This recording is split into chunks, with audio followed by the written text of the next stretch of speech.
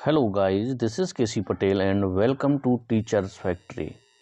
Teachers factory के YouTube channel में आप सभी का स्वागत है। अगर आप लोग चैनल पर नए हैं और शिक्षक भर्ती की तैयारी करते हैं तो शिक्षक भर्ती से रिलेटेड महत्वपूर्ण अपडेट और इन्फॉर्मेशन के लिए चैनल को सब्सक्राइब कर लें।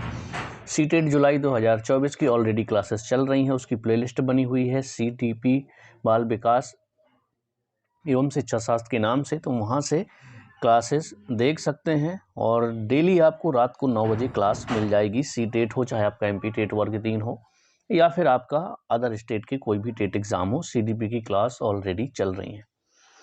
आज हम इस वीडियो में बात करने वाले हैं, आप सभी ने कई बार देखा होगा, यूट्यूब पर भी चल रहा है कि अतिथि शिक्षक को नियमित करने के लिए आदेश आ गया है, हाई कोर्ट का ऑर्डर आ गया है। तो क्या इसमें सच्चाई है और अगर ऐसा हुआ है तो क्या नियमित हो जाएंगे या नहीं होंगे, इन सभी चीज़ों पर बातें करेंगे। पहले आपको एक एक पॉइंट समझना है ताकि ये जो आपके डाउट है ना कि वहाँ से आदेश आ गया तो क्या नियमित हो ही जाएंगे या आदेश आया है तो क्यों नहीं होंगे, सभी सवालों के जवाब आपको मिलेंगे। लेकिन आपको पहले ध्यान से अच्छे से आपको समझना होगा कि मैं क्या बता रहा हूँ और किस तरीके से बता रहा हूँ। बिल्कुल हाई कोर्ट की तरफ से ऑर्डर आया है, ये क्लियर बात है। इसके बाद जनजातीय विभाग ने DPI को एक लेटर लिखा हुआ है, न्यायालयीन प्रकरण का है, इस वजह से। तो आप देख पा रहे होंगे यहाँ पर लिखा भी हुआ है सीधे सीधे न्यायालयीन प्रकरण, क्योंकि चाहे वो जनजातीय विभाग हो या फिर स्कूल शिक्षा विभाग हो, दोनों की काउंसलिंग जो भी आगे की प्रोसेस होती है वो पूरा कौन करवाते हैं, DPI ही करवाता है। ओके, तो विषय देख लीजिए, यहीं से आपको समझ में आ जाएगा कि ये लेटर किस लिए है। जो सब्जेक्ट है, प्रति भेजी गई आयुक्त लोक शिक्षण मध्य प्रदेश के लिए 15 मार्च 2024 को ये भेजा गया है। उच्च माध्यमिक शिक्षक पात्रता परीक्षा 2018 वर्ग 1 MP टेट परीक्षा में पास अतिथि एवं शिक्षक अनुभव प्राप्त अभ्यर्थियों को नियमित करने के विषयक में। अब एक चीज आपको समझना होगा, जो हाई कोर्ट का आदेश आया है, कई अतिथि शिक्षकों ने हाई कोर्ट में याचिका लगाई थी जो MP टेट पास हैं और उनके पास अनुभव है कि हमें नियमित किया जाए।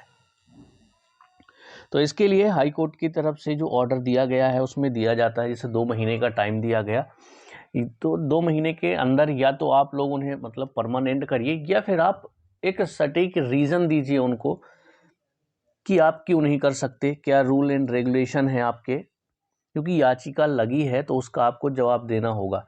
जो हाई कोर्ट है ना, वो बाध्य नहीं कर सकता है डिपार्टमेंट को कि नहीं आपको परमानेंट करना ही करना है किसी भी हालत में। तो इस बात को ध्यान रखिएगा कि बिल्कुल हाई कोर्ट की तरफ से ये ऑर्डर आया है और उसी विषय में DPI को कार्यालय आयुक्त जनजातीय कार्य विभाग ने यानी कि ट्राइबल विभाग ने एक लेटर लिखा हुआ है।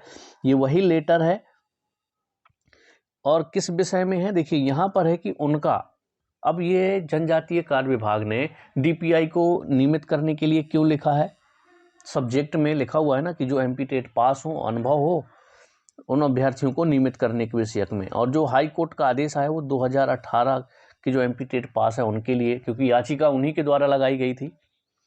ठीक है, तो ये इसीलिए लिखा गया है क्योंकि जो भी प्रक्रिया होती है, काउंसलिंग होती है, ट्राइबल विभाग और DPI दोनों का DPI ही संभालती है, वही पूरी प्रोसेस करती है। ठीक है, तो जब हाई कोर्ट का, पहले पॉइंट समझिए, जब हाई कोर्ट का कोई आदेश आता है इस विषय में, पहले भी आ चुके हैं अतिथि शिक्षकों के, क्योंकि कई याचिकाएं लग चुकी हैं। तो जब डिपार्टमेंट के पास ऐसी चीज़ें जाती हैं, न्यायालयीन प्रकरण की वजह से इसने जनजातीय विभाग ने DPI को ये लेटर भेज दिया।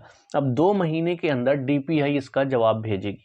2 महीने का टाइम दिया गया है ऑर्डर में कि जो भी है इनको परमानेंट किया जाए, और अगर कोई रीज़न है, ठीक है, तो जो हाई कोर्ट है ना वो डिपार्टमेंट के ऊपर छोड़ देता है कि अगर आप नियमित कर सकते हैं बिल्कुल करिए, अगर कोई रूल एंड रेगुलेशन में प्रॉब्लम आ रही है, आप किस तरह से शिक्षक भर्ती करते हैं, कोई प्रॉब्लम आती है तो उसका आपको जवाब भेजना होगा, ये चीज़ होती है। तो इस वजह से आप इतना खुश भी ना हो जाएं कि बस अब आदेश आ गया। और देखिए एक और चीज़ होती है, जब भी आपका हाई कोर्ट की तरफ से जब आपको एक ऑर्डर आता है तो याचिका करता है, यहाँ पर देखिए 56 याचिका करता है यहाँ पर है, 56 अभ्यावेदन दिए गए हैं, तो 56 लोगों को हो सकता है कि परमानेंट करने की बात सोची जाए, क्योंकि कम कैंडिडेट हैं। लेकिन कम कैंडिडेट का मतलब ये नहीं है क्योंकि जब आपको परमानेंट कर दिया जाएगा तो इसके बाद क्या है कि बाकी अतिथि शिक्षक जो हैं एमपीटेट पास हैं और उनको अनुभव है, वो लोग भी याचिका दायर करेंगे, तो ये प्रोसेस फिर चलती रहेगी। तो देखिए, मैं सीधी सी बात ये कह रहा हूँ कि जितने अतिथि शिक्षक हैं, हाँ बिल्कुल कोशिश करिए।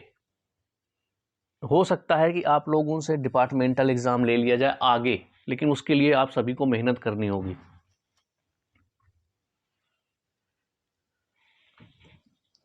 ठीक है, अब देखिए पूरा आदेश को एक बार हम पढ़ लेते हैं। न्यायालयीन प्रकरण का है, तो इसमें पूरा आपका जो रिट पिटीशन है वो भी दिया हुआ है। उपरोक्त विषयांकित के संबंध में संलग्न सूची में उल्लेखित 56 अभ्यावेदनों की प्रति सह अभिलेख संलग्न प्रेषित है। आवेदकों द्वारा माननीय उच्च न्यायालय में प्रस्तुत याचिका क्रमांक इतनी इतनी इतनी और इतनी में पारित निर्णयों के अनुसार अभ्यावेदनों का निराकरण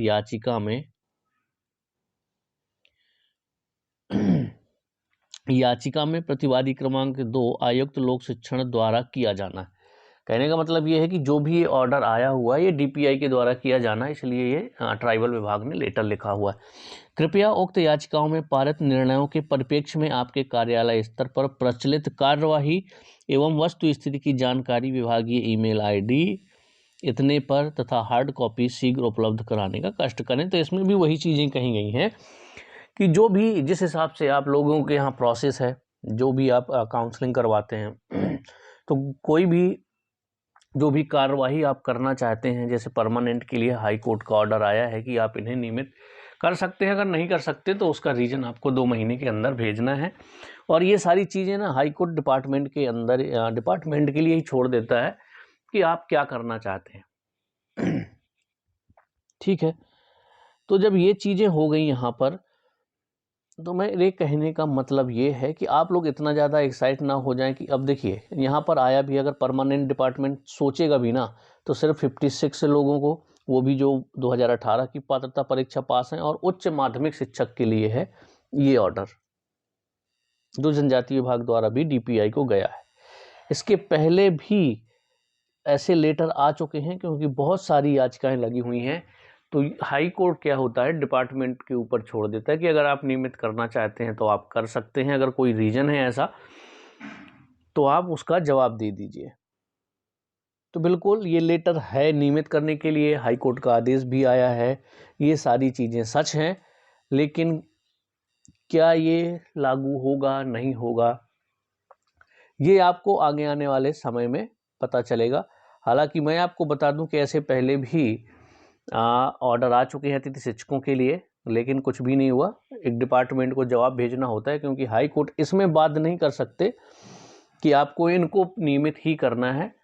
उनका सीधा सा एक लेटर जाएगा, 2 महीने के अंदर क्लोज होना है, उसका आपको जवाब देना पड़ेगा कि हम इस तरह से परमानेंट नहीं कर सकते, ये रीज़न है, बस बात खत्म हो गई। लेकिन वहाँ से ऑर्डर आता है कि अगर आप करना, जैसे आपको पता है प्रयोगशाला शिक्षक के लिए भी, अब यहाँ से समझ लिया कि जो लोग भी एमपीटेट वर्ग 3 दिए हुए हैं, इस बार 2020 वाला एग्ज़ाम 2022 में हुआ था, हाई कोर्ट का ऑर्डर आया है, 2 महीने का टाइम दिया गया है, लेकिन उसमें ये चीज़ें भी हैं कि अगर आप नहीं कर पा रहे हैं तो उसका रीज़न दे दीजिए कि आप क्यों नहीं कर पा रहे, और नहीं तो आप 2 महीने के अंदर करिए। तो इस चीज़ से समझिए कि वो ऐसा आदेश नहीं आ गया कि आपको किसी हाल में भी प्रयोगशाला शिक्षक की भर्ती करनी ही करनी है, आपको जवाब देना है, और या फिर आप उसको भर्ती को पूर्ण कीजिए। ठीक, तो इसलिए मैं बता रहा हूँ कि ये सारी चीज़ें आती रहेंगी जाती रहेंगी। हाँ, अगर आप लोग बड़े लेवल पर इलेक्शन के बाद या मेहनत करते हैं जितनी अतिथि शिक्षक है, तो हो सकता है आगे चल करके आप लोगों से डिपार्टमेंटल एग्ज़ाम लिया जाए। हाँ, ये सारी चीज़ें हो सकती हैं, लेकिन आपको लगातार मेहनत करते रहनी होगी जिस तरह से पहले से आप करते आ रहे हैं। चलिए, कोई भी डाउट होगा कमेंट्स में बताइएगा। मिलते हैं हम लोग नेक्स्ट वीडियो में।